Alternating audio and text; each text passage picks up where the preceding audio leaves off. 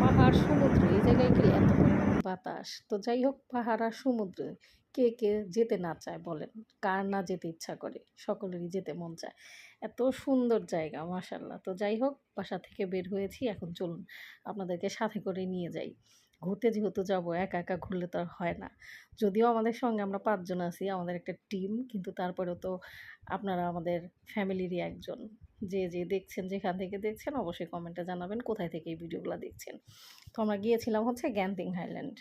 এত সুন্দর জায়গা আমরা যেদিন গিয়েছিলাম সেদিন এইখানে ছিল হচ্ছে আপনার 18°C। মানে এইখানে অনেকটাই ঠান্ডা একটু, অনেকটাই ঠান্ডা, একটু ঠান্ডা না অনেকটাই ঠান্ডা। আর এটা হচ্ছে মাটি থেকে প্রায় ৬,৬৩২ ফিট উপরে। এত সুন্দর আর এই যে এখানে একটা পুকুরের মতো এইটা ছিল, এইখানে অনেক রঙিন মাছ ছিল। তো আমি ভিডিওটা উপর থেকে করেছি তো নিচে থেকে ভিডিওটা করতে পারিনি। তারপরেও ঘুরতে দেখা যায় যে আমি ভিডিও ক্লিপগুলাও ঠিকঠাক মতো নিতে পারিনি। কিন্তু মনটা এত ভালো হয়ে গেল মাশাআল্লাহ। মানে আমি অনেকদিন পর আমি এরকম ঘুরতেছি মানে ঘুরতে বের হইছি। তারপরে হাসব্যান্ডের সঙ্গে। আমার বিয়ের পরে আমি আমার হাসব্যান্ডের সঙ্গে আসলে এইভাবে আমার কখনো বের হওয়া হয় নাই একসাথে। তো যাই হোক এই তো ঘোরাঘুরি শুরু করে দিয়েছি। তো এখানে অনেকগুলা ছবি উঠাইতেছি। তারপরে হচ্ছে ভিডিও করতেছি। এত পরিমাণ বাতাস মানে কাউকে যদি ডাক দিতে যাই সেই ক্ষেত্রে অনেক জোরে ডাক দিতে হয়। আর অনেক উপরে মানে একটু ভয়ও লাগছিল। যদিও এখান দিয়ে ওই যে দেওয়া আছে কিন্তু তারপরেও ভয় লাগছিল যে এখানে বসবো কিনা বা এখানে দাঁড়াবো কিনা।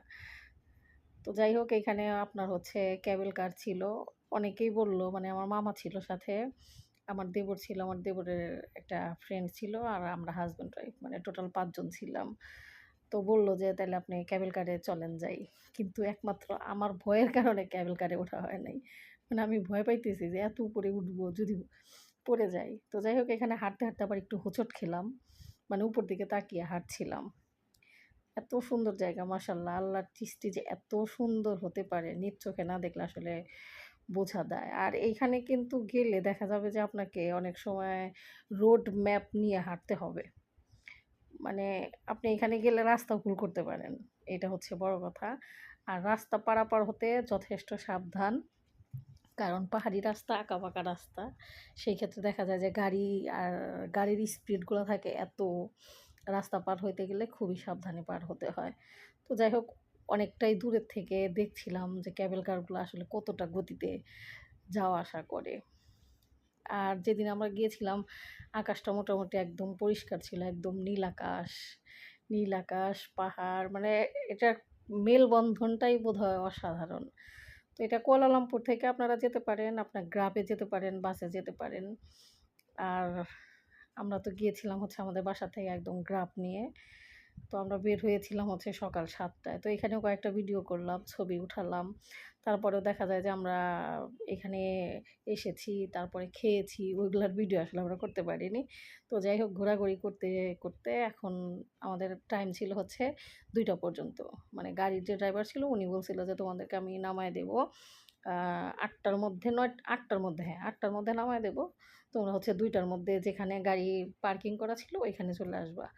তো মোটামুটি আমরা ২টার মধ্যে আবার সবাই ওইখানে চলে আসি। ওইখান থেকে যে ২টার মধ্যে ওইখান থেকে হচ্ছে আমরা এখন যাইতেছি। আবার যাবো হচ্ছে কোথায়? ভাতুক্যাপ।